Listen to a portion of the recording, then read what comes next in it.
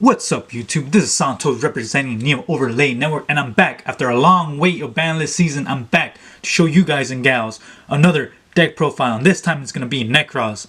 After making Machina and Magical Musketeer, two combo decks, or Magical Musketeer somewhat combo, somewhat control, I wanted to take a change of pace and show you a mid-range / control deck, which is Nekroz. If you guys don't know, Nekroz is a control deck. Ritual based monsters, and Nekroz Unicorn is a skill drain on the field, so that's what made me want to build this deck, because it does have that stun aspect. And without further ado, you guys, I want to just get this started.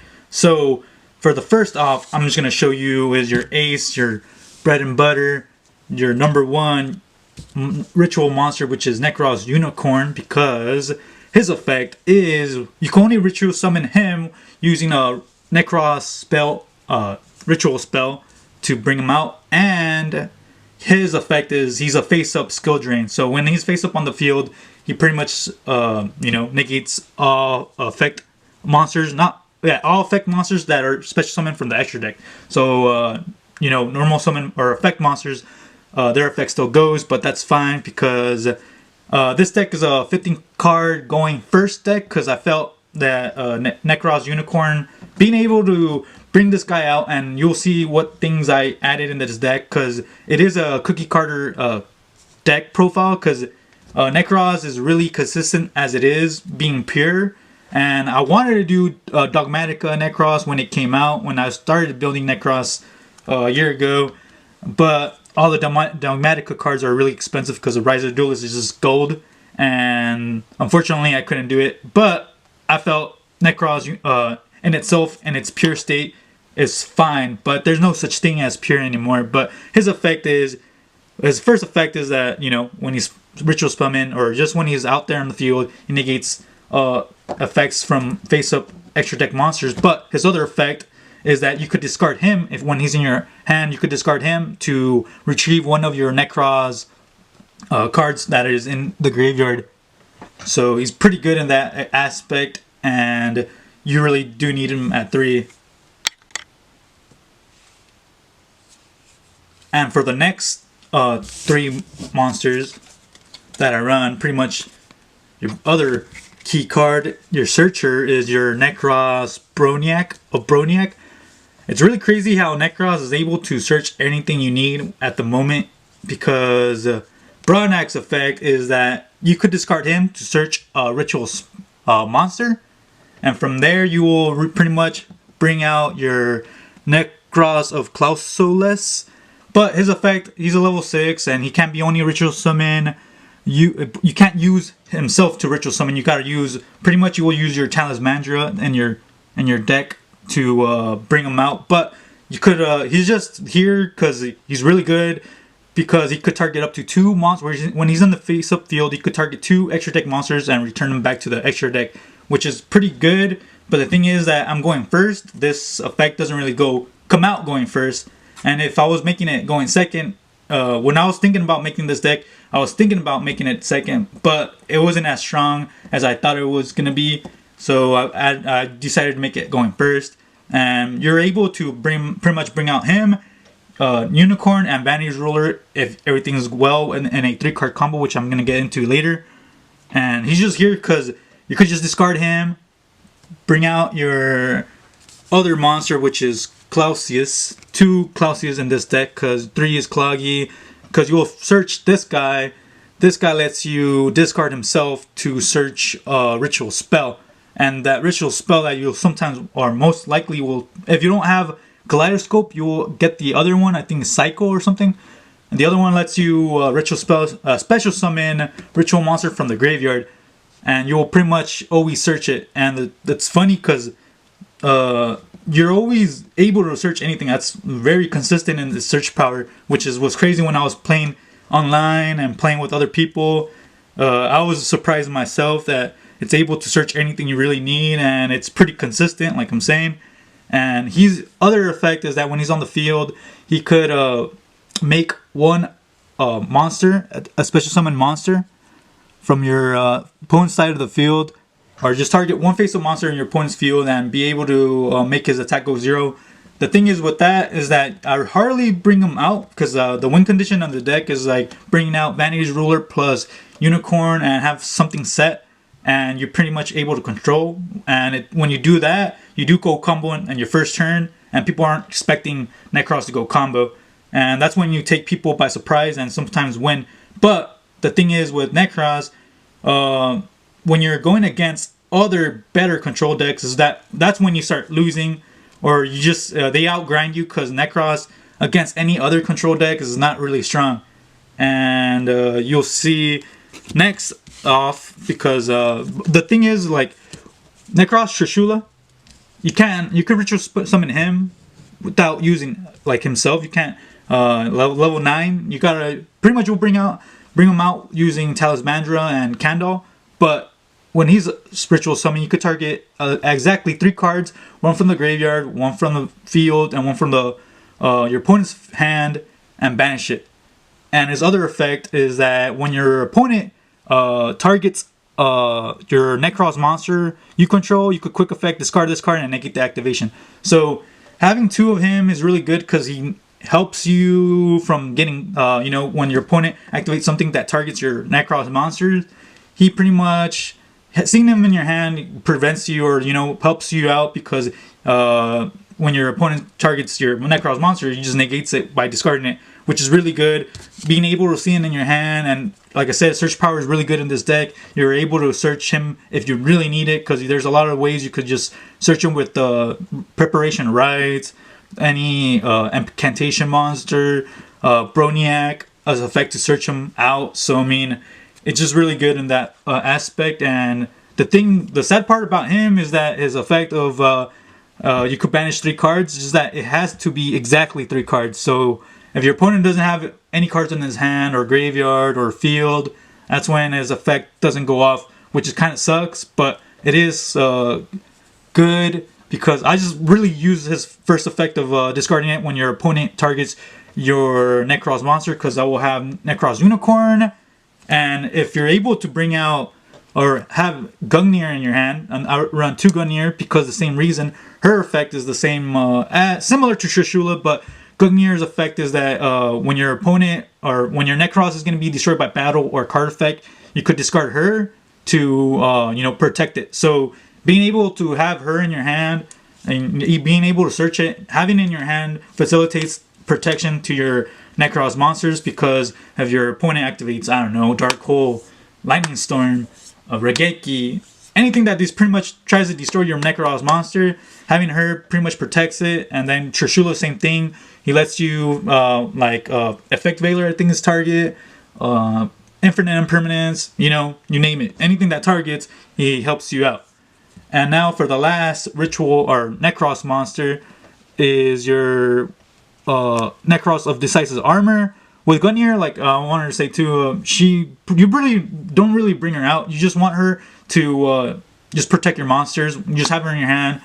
So when you're going first and they do activate Lightning Storm, you can still go on your second turn, and then you'll see what I have in my spells and traps that still help you control the environment of the game state.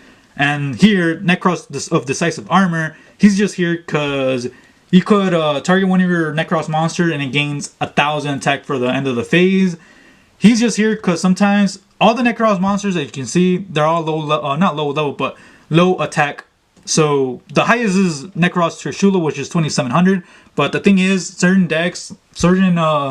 rogue decks that have high high attack monsters, and then in its main deck, that's what I'm saying. Like sometimes going against certain matchups, it's hard because you can't go over certain things, and then Nekroz Decisive Armor helps you go over maybe Dragoon, maybe anything that's high in attack power, because Nekroz has trouble going against higher attack monsters. And so I added just the one Nekroz Decisive Armor because it's searchable. You could search it with Broniac to make any Nekroz monster 1,000, and I'll show right now. And that's pretty much what you'll use them for, just to go over a heavy attack monsters. And now for the last because now one is Ben 10. I was running 2 because seeing her in your hand is really good, but not multiples. I don't like 3 because 3 was too bricky, and opening up 2 of her and then nothing of your main engine Nekroz stuff pretty much killed your deck, or like killed your turn. But seeing her in your hand, being able to have 2 was just a way just to have it in your hand going first. But it is searchable, and I'll show you what stuff could search her out. You pretty much use her just to tribute her to search your Vanity's Ruler or module with 10,000 hands because they're fairies, but mostly Vanity's Ruler because there is a 3-card combo where you could just pretty much go first, bring out Vanity's Ruler with Broniac and Unicorn, and have maybe 1 set card, but that's all your 5 cards. But the 3-card combo is consistent because you could search any of those 3 cards because of the search power. And Cyber Angel Ben 10 is sadly at 1, which is it's alright in this deck because you usually really just resolve 1 in the game. So now for the next ritual monster, and the last for the ritual support is Chalice Slime. He's here because his effect is that you could just show himself from your hand and be able to special summon any incantation from your deck. And depending what it is, they let you add 30 things. But you just want that. You just want to bring out your Talismandria because he lets you search the ritual monster. And then from there, you keep on searching all your key pieces. And depending what you have in your hand, it just goes, you could go combo from there. And pretty much if you don't use, or if you don't ritual summon that same turn, you take 2,500 attack. I hardly bring them out when I do. Well, I don't have the ritual spell because before Ben 10 was hit, I wasn't running the ritual spell, but now I am because the thing is that you could search it and it's really good too. But the thing was I was hardly resolving it because of the other win conditions of the deck, and that's why I took it out. But now because Ben 10 is at 1, I added it, so pretty much good. And then it's a other effect. If it's ritual summon, you could send a incantation from your hand or field to destroy target 1 monster and destroy it. So he has that removal effect, which is pretty good, and he's just here to just bring out any incantations. Now for the effect monsters, starting off with your these are all the normal summons, like the hard normal summons of your deck, which is 2 what's called the Strategist of the Nekroz. He's really good because I decided to run 2, not 1, because 1 sometimes how do you say, it's because of, you could search it, yeah, but the thing is sometimes when you open him up, it's really good too, because you could, if he's tribute for a ritual summon or just tributed for a ritual summon, he lets you add any he lets you add 1 warrior Nekroz ritual monster from your deck to your hand.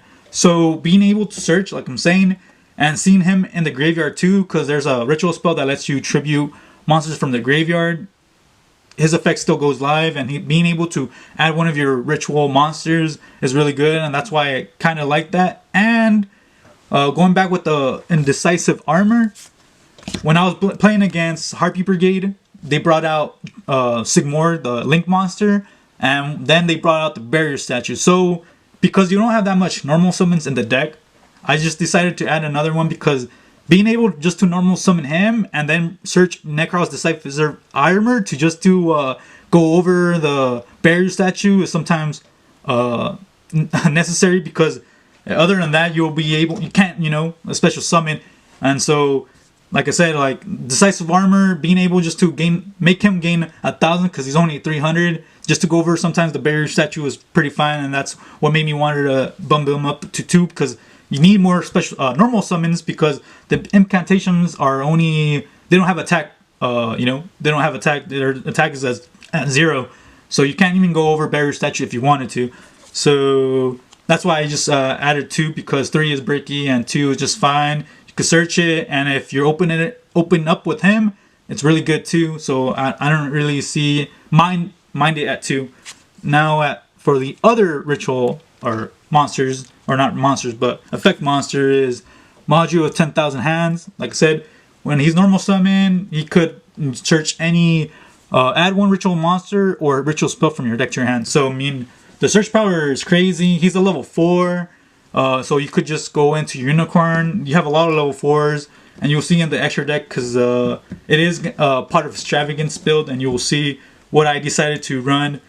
in the extra deck, and from there you will have the one Vanity's Ruler, because being able to go full combo first turn and being able to search him and normal summon him kills a lot of rogue decks and certain deck strategies. Like I was playing against probably Lightsworn, and being able to bring that guy out first turn, and then all of a sudden the thing with that was that he had tactical talents, not tactical talents, Forbidden Droplet, which I was kind of surprised because I brought him out and then he didn't. I was just curious what he's gonna do, because he's hard to go against because he can't let you special summon, and so yeah, he's really good in that aspect. And you just 1 is fine, 2 is bricky, 3 is somewhat bricky, and he's always searchable with any other incantation, or not incantation, but Benten. So for the incantation lineup is that I run 1 incantation Pencil Bloom because I'm going first. Its effect is that you could reveal a ritual monster from your hand, special summon it, and an incantation, which is good because it lets you special summon any other one. But if you special summon from the deck, he lets you add a ritual monster from your graveyard. So that's why I mean, like 1 is fine because if you run multiples, or not multiples, but he's just here just for the recycle ability later in games, and then just 1 is fine.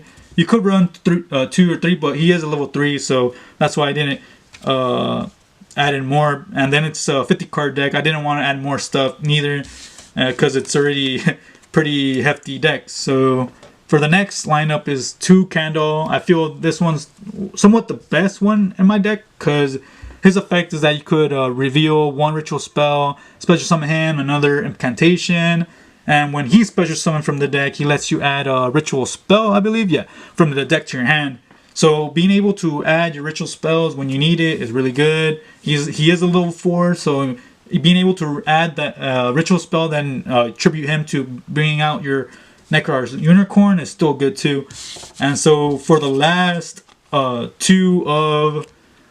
I run 2 Incantation Talismandra. The reason I don't really run 3 is because I hate seeing multiple, and having multiples in your hand, and then like I said, you don't have your key pieces, sucks. And the thing with Talismandra is somewhat my other, these 2 are my favorite ones because his effect is that you could reveal 1 ritual monster from your hand, special summon him, and then the thing is you do have a lot of ritual monsters in your deck. So I always see his effect a little bit more alive than Candle, because Candle's you only have at least 5 ritual spells, or 6 now. So you don't have that much ritual spells to be able to have him in your hand, and then a ritual spell is kind of iffy, but you can search your ritual spells when you need it. So I mean, it's a give and take kind of thing, but it's still good and necessary. And that's all the monster lineup. There's no hand traps because I am going first, and you'll see what I mean, or you will see what I added to go first. Because of if you miss the die roll, that sucks, but it's fine. Now for the spells, going over your first ritual spells is Kaleidoscope. Kaleidoscope is really good because this card can be used to ritual summon any number of ritual monsters, tributing 1 monster from your hand, field, or send 1 monster from your extra deck to the graveyard. So being able to send your Herald of the Arclight or Elder Entity End Test is really good.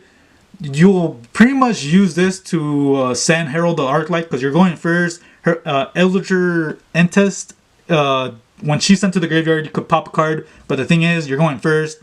That effect, you can't resolve that effect. So you'll pretty much tribute your Herald of the Arclight.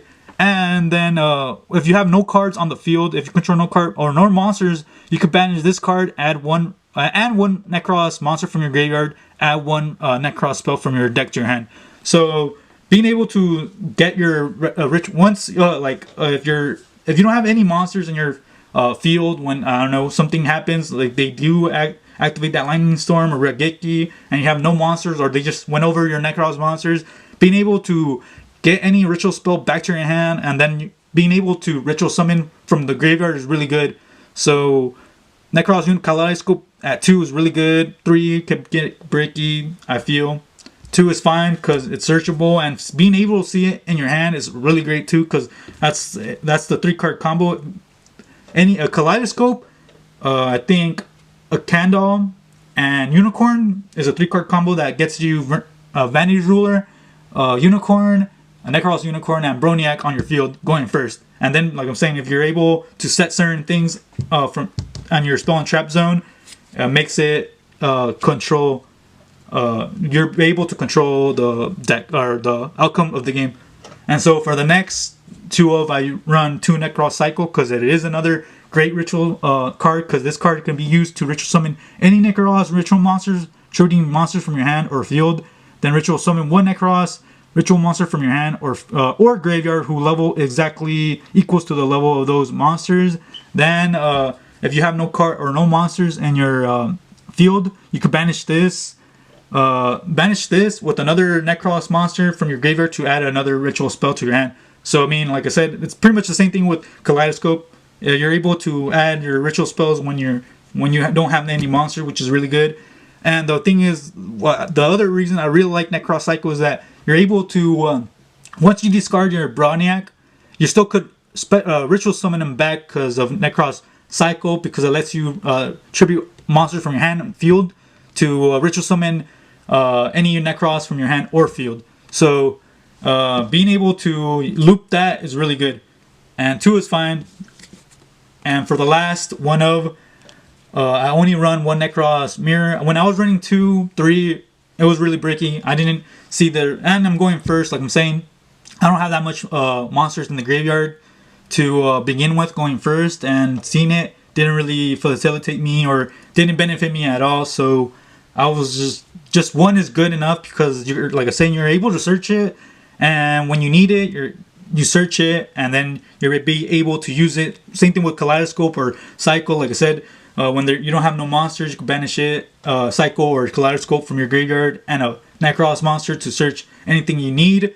And if you need Nekroz Mirror, it's there, because you could send this card could be used to ritual summon any Nekroz ritual monster, tribute monsters from your hand or field, or banish Nekroz monsters from your graveyard. Then ritual summon 1 Nekroz ritual monster from your hand who level exactly equal to those total level of that monster. And then it has the same effect when you control no monsters in your field. You can banish this card and add 1 Nekroz monster from your graveyard, and or you could banish banish it and another monster from your graveyard, Nekroz monster, to add that Nekroz spell from your hand. So it's pretty good. 1 is fine. And now for the other spells, I run 3 Pre-Preparation of Rites because it's really good. Like I'm saying, the search power is really crazy in this deck. If you go against Nekroz, you will see. And Pre-Preparation of Rites is here just to add a level 7 or lower ritual monster. And then like I said, going first, the second effect doesn't come up as much because you already have certain win conditions. And if you're able to control the aspect of the duel, it's really good, because that's what I try to make this deck do, more control aspect and somewhat stun. And that's why I wanted to show it too, because it is consistent. I was surprised myself of the runway shows I was getting online, because people, like I said, if you're not expecting Nekroz to go combo, it just does. And now for the other powerhouse card I run is, obviously, like I said, this deck is kind of somewhat of a cookie cutter deck, because there's not as many ways you could build this deck. I feel how it is, and people run it pretty similar to this build, and there's other builds too, but it kind of still stays the same. And being able to go first, activate this bad boy to bait out the the Ash or anything, or if they don't do that, you're able to draw 2 cards, is really good. And you'll see my extra deck, because I do run a lot of the same monsters in the extra deck, and you'll see it's really good just for search power. Now for the last spells, because like I was saying, the only way you lose is if you lose into better control decks. So that's why I decided to add 2 Cosmic Cyclones and that 1 Harpy Feather Duster. This should have been the incantation spell, is that I can't find it. It's under my commentants and I can't find it. And it's just the one of, like, when Ben 10 wasn't limited to 1, I wasn't running the incantation spell, because like I said, I hardly used it when I did. and I know it has a few things that makes it pretty good, but I just decided to run the extra Ben 10 because I liked it in my hand. When I need it, it was in my hand, and when I didn't have it in my hand, I could search it, and that was fine. And sometimes when they banish it with DD Crow, Called by the Grave, or something, that one kind of like killed the momentum of the game because I wish I had the second one. Now that Ben 10 is, at 1, kind of sucks, but it's fine. And Cosmic Cyclone and Harpy Feather Duster is just here because, like I'm saying, when you go against better control decks like Altergeist, Trap Trick, Subterror, Shadal's, Invoke, stuff like that, kill the momentum of your game because you're trying to go control and they're also control, but they're better at it, and then that's when you lose. And it's a sad thing, but sometimes you do win. It just depends what you have in your hand and how the matchup or what you had going first. If you're going first, if you're forced to go second, kind of sucks because I built this deck going first in mine. And so now for the traps that I decided to run was 2. There could only be 1 because you do have different monsters all around. And being able to have, like I said, Vanity's Ruler is a fairy. Nekroz Unicorn is a warrior or spellcaster. And Broniac is a warrior. So if you have those 3 cards out on your field, then you set there can only be 1, your opponent is going to have a hard time. So, I mean, that's why I wanted to make this more of a control deck. And I decided to run 2 crackdowns because of the same reason. Being able to take control of your opponent's monsters is really good. And depending what level it is, if they have a level 4, even a level 1, certain things that help you ritual summon is really great. And just to take control of your monsters. So again, with that control aspect is what I've decided to do. And have a change the pace of the other decks that I did, which were more what's called more combo. And which this deck is somewhat combo. And I decided to run 2 Solomon Strikes. Because obviously, going first, you want to have something set. And so they don't fool your plans. And for the last 2 trap cards are Solomon Judgment. Because being able to just have those things set up for your first turn is really great. Because of certain things, if they activate, Lightning Storm to destroy all your stolen traps, or just anything really, just you want to just say no to that card. And that's why I added those 10 or 8 cards traps, because having multiples kind of sucks. Like I'm saying, I don't want to see 2 Solomon Judgments in my hand and still have the last one in my deck. Kind of sucks. But having 2, I always see that you don't open up multiples. If you do, that's like the outlier. I mean, it does happen. I'm not gonna say it doesn't, but I hardly see it. And when I do play, I only open up with 1 of them. And if I do open up with 2, it's just gonna be a variation of the 2. Will be Solomon Judgment or Solomon Strike, Solomon Judgment, and there only could be 1, and it goes from there, And it's really good, and the aspect of control, and I really like the way it helps you pretty much win games. And that's pretty much all for the 50 card going first deck. And now going over the extra deck, because it is what's called Pot of Extravagance build. I do run multiples of certain things, and so pretty much I'll show the best multiple. Pretty much is your 3 Hero of the Arclight, because 3 is optimal because I'm going first, and being able to tribute it to search Ben 10 is really great. And then if you activate Pot of Extravagance, if you run 1, there's a good chance that you probably banish it. 2, it's semi, like you probably will, probably won't. But 3 is really good because you'll never banish all 3. If you do, that's kind of bad luck on your part. But I never seen it get banished all 3, and so really good being able to search Ben 10 when it's sent to the graveyard. That's pretty much it. This is why it's here. Just 3, really good. And for the other, pretty much what people run and Nekroz is, I just decided to run 2 Elder Entity Entus because I'm going first. You can't really trigger effect of when it's sent to the graveyard. You could pretty much target the card and destroy it. So it is here when you're forced to go second, miss a die roll, miss rock, paper, scissors, you name it, coin toss.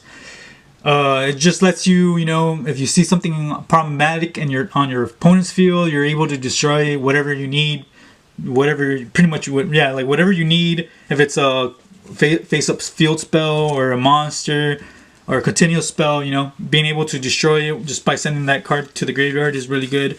And 2 is fine because, like I said, you need multiple because it is a Pot of Extravagance build. And for now, for the other monsters run, going over the Link monsters is just 2 Nightmare Cerberus because you do have, you know, you're able to special summon quite often, and being able to target one of your opponent's special summon monster in the monster zone, destroy it. It just comes up here and there, and running multiples is fine. I hardly bring out all the other ones because the win condition is Vanity's Ruler plus Unicorn on field, and then your control aspect with having just something like Solomon's Judgment, Solomon's Strike, or Crackdown, or yeah, set pretty much. You're able to control the game from there, and so 2 is fine. Nightmare Cerberus is just here for the extra deck. And for 2, I run 2 number 38 Utopia Prime online. It's just that I don't have Utopia number 39 Utopia Beyond. He's just here because you do have a lot of level 6 in your deck, and being able to XC summon him, because if this card is XC summon, the attack of all monsters your opponent controls becomes 0. So you're able to go over things because he's XC summon, but he hardly comes up because, like I'm saying, my win conditions are something else. But it does come up when it does, and it does help you win games.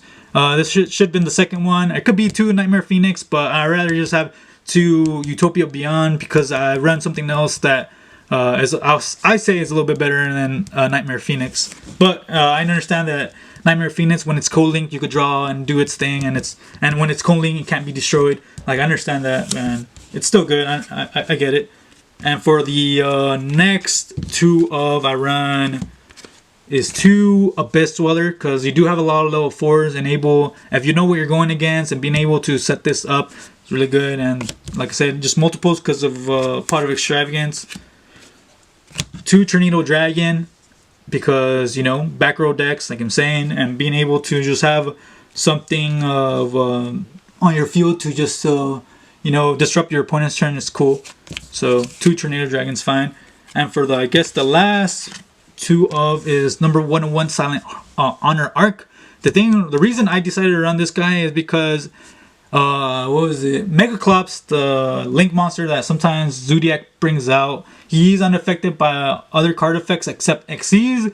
And so you do have level 4s, and being able to just bring this guy out and being able to take control of Megaclops, because he is hard to go over, and sometimes just he ends games because it's hard to. He's a hard card to go over, and this is why I decided to run number 101 Silent Honor Arc, because of that reason and the other reasons. Sometimes whatever your opponent controls, you're able to take control of it, or, you know, attach it to it as material, and if it gets destroyed, you could detach it to protect it itself. So it's somewhat good. I mean, it's just here just for the you know, for the extra deck. For the Pot of Extravagance 2 is good, and that's pretty much it, you guys. And I'm gonna show you guys the 3-card combo. Alright, for this deck profile, I wanted to do something different. I wanted to show you guys the 3-card combo first, or not like in a second different video, because it's only just one 3-card combo, or that's what pretty much what Nekroz tries to do. And all you need really is have a Incantation, a Kaleidoscope preferably, because being able to tribute a monster from the extra deck is really good. And then you just need Nekroz Unicorn in your hand. And if you're able to search any of these, or you have 2 of them in your hand, and then being able to search it, it's, whatever the key piece you need is really good. And so from here, first thing is first, you could use Candle's effect to reveal a ritual spell to your opponent. And so you could special summon it, and you have to special summon it below the extra monster zone. I'll tell you a little bit why. And then you will special summon your Talismandra, because you need Talismandra to search your. When he's special summoning, he lets you search ritual monster from your deck to your hand, and so you will search your Browniac. And from here, you could do anything you pretty much want. You could start doing the Browniac stuff. You could just send this card to the graveyard. This is going to be the graveyard.